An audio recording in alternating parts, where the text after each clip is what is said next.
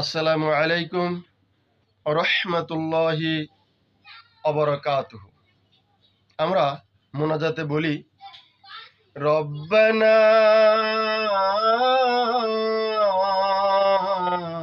লা তুযিগ কুলুবানা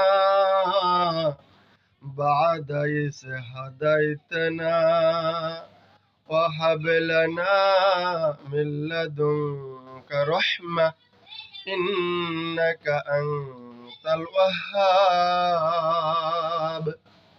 এর স্মরণোদ্যোগ হলো যে, হে আমাদের প্রতিপালক, আমাদেরকে সঠিক পথ প্রদর্শন করার পর আবার আমাদের অন্তরকে বক্র করে দিও না, অথবা ভুল পথে পরিচালনা করো না।